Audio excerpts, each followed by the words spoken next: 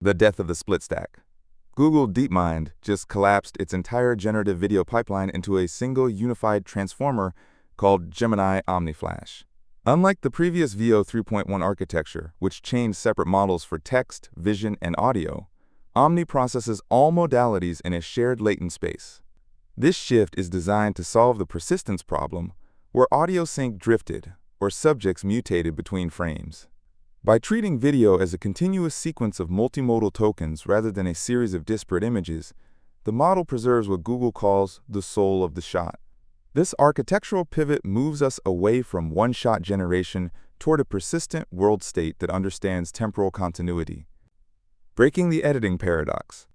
The editing paradox describes the technical impossibility of changing a specific detail in an AI video without the entire scene collapsing into noise.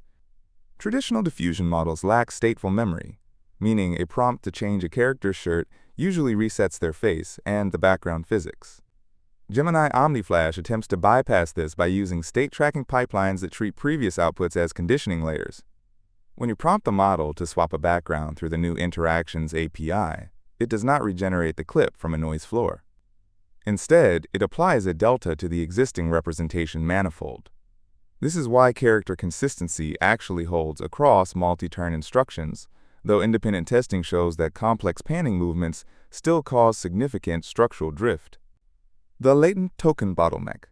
While the benchmarks for Gemini Omni show a clear lead in temporal coherence, the engineering trade-offs are visible in the output data. To maintain the $0.10 per second price point, Google is using heavy token compression that currently caps resolution at 720p.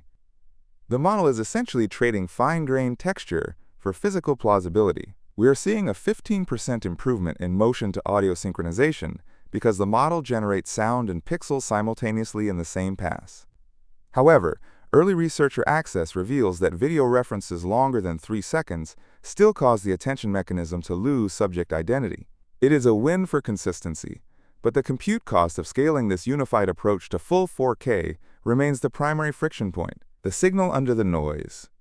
The shift toward Gemini Omni signals a fundamental pivot from generative tools to co-creative world models.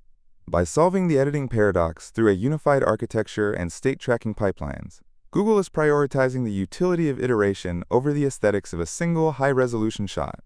For developers and builders, this means the focus shifts from finding the perfect prompt to managing a multi-turn session where the model maintains a coherent scene state.